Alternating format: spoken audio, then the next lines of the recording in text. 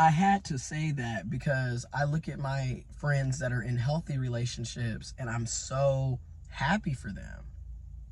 You know what I'm saying? Like, I am like, damn, it's nice to see people be loved correctly.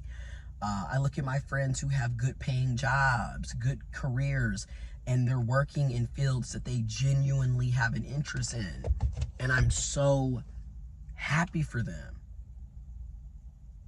And then I look at myself and I'm like, damn, I don't never get to have any of that. I'm always settling for whatever is available, or whatever is coming my way, instead of looking at the fact that I have options and I don't have to go for something that doesn't benefit me or something that I don't want to do. A lot of us I swear, I feel like a lot of us, it ain't just me, because I see the comments, I see everybody else's videos, I see everybody else's commentary. A lot of us, in my opinion, are having a collective awakening and just realizing that there really is so much more to life than being stuck in unhappy situations, doing things that you don't want to do, and settling for less than what you deserve.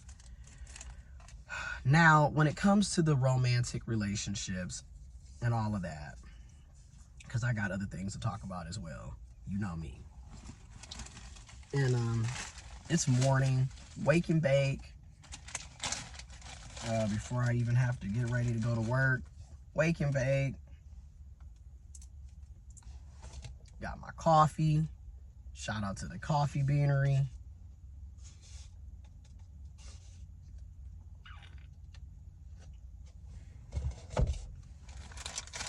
Got my protein bar. I really have been working on getting my protein in.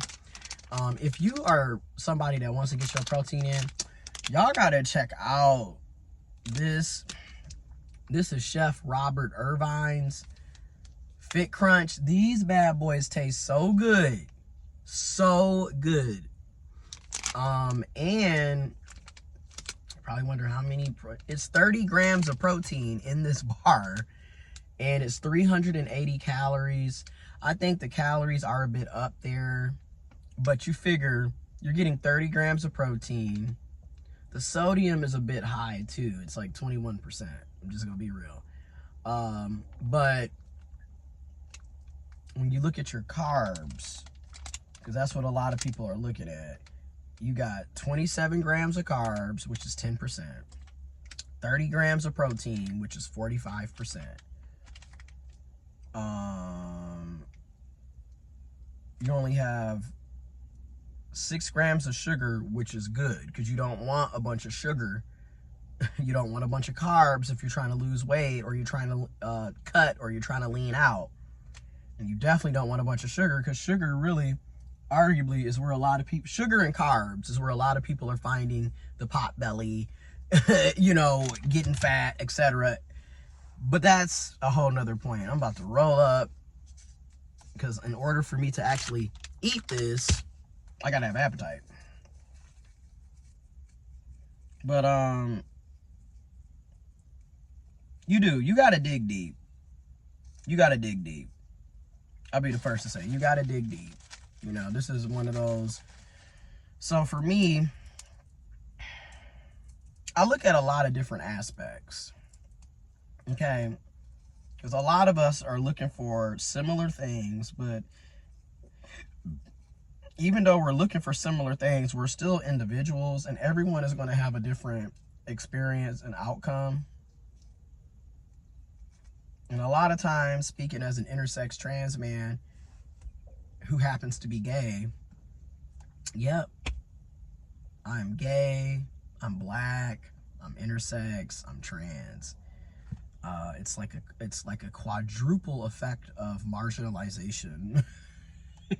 But it is what it is. Life gives you a deck of cards, and you got to figure out how you're gonna play them. That's something that I have continuously have had to understand throughout life. But a lot of the dating advice that is given is geared towards heterosexual people and cisgender people. heterosexual, cisgendered people, cisgendered, heterosexual people, cis-het people, which if you're not heterosexual, it's probably not going to do well for you. If you're not cisgendered, probably not going to do well for you.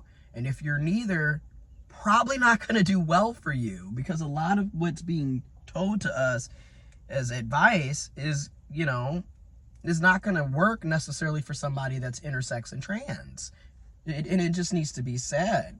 First of all, people have preferences, right?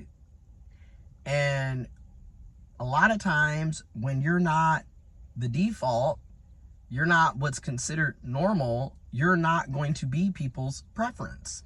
So when people are giving these dating advice, and I'm sitting here like, yeah, that would work really well if I was a preference, but I'm not. So this doesn't really work for me.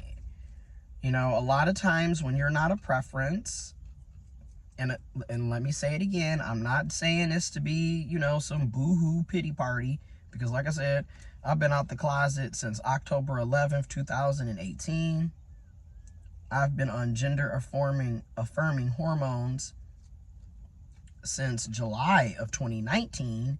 So, you know, I've been going through this. I'm not saying this for you to feel bad for me. This has been my lived reality for quite some time now.